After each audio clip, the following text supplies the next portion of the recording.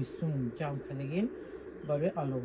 محدودیت برق مشکلات این خانواده را بیشتر کرده است. این آخرین ذخیره سوزشواری است که میگویند تا پایان زمستان نمیرسد. این اویله مثل هزاران خانواده دیگر تاجیکستان در یک شبانه روز تنها 8 ساعت برق دارند. اونجا سوید میبره تو ساعتی 4 5 در میزگره 6 دفعه گریون میکنه سوید اونو کی اونجا تاریک میشه آخه شب تاریک میشه روزانه هموش ساعتی 8 نیم ساعت میکشنش. آینیسا بابیева میگوید پول برق را سر وقت پرداخت میکند و هرچند نرخ برق بالا رفت وضع تغییر نیافت. رجای محدودیت برق در محله ها به گفته ساکنان عادلانه نیست. نه خیلی جورا میبینی چه روز گریون ای جای مدت تماما آخه خاک دوازده سویدی چی شرایط چی نیست مهیا نیست تنقیشی میکشیم برای همین سوید شما. این خانواده در 15 کیلومتری دوشنبه در دهه بهار شهر وحدت زندگی میکند. در اینجا به برقی مشکلات دیگر را نیز به میان آورده است.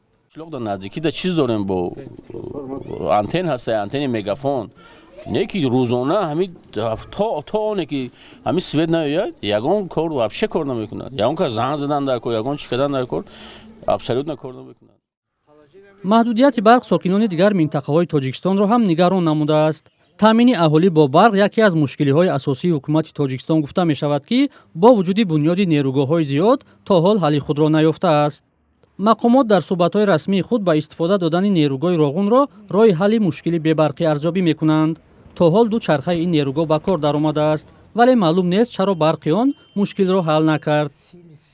ابرار ملسعیدوف اقتصاددان تاجیک میگوید در نظام انرژی تاجیکستان نخست باید شفافیت راه اندازی گردیده پیش راه دزدی برق گرفته شود.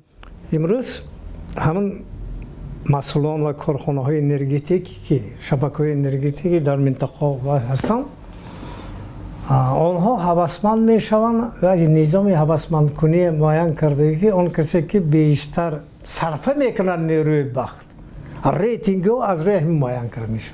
مادامی که ریتینگ یعنی که نبرو نفوذش فعالیتش که از روی صرفه انرژی که بین خودشان میگرن یعنی که یک مسابقه دارن از همین نقطه نظر آنها حرکت میکنن که بیشتر صرفه کنن. از همین نگاه یعنی که در منطقه به نظر من البته شاید هم تو باشد در زمین نگاه آنها میخوان که یک محدودیت کنن و یک صرفه کنن از حساب صرفه کردن از لیمیتی که معین کرده شده است آبروی اعتبار گیرند. از تیرما باز در گوشه‌های کشور لیمیت برق جاری است. در شرکت برق تاجیک مشکل را به کمی آب در آبانبارها پیوند دادند ولی از جزئیات بیشتری موضوع خودداری نمودند. قبلا آن را به کارهای پروفیلاکتیکی یا ترمیم تجهیزات بستگی می‌دادند.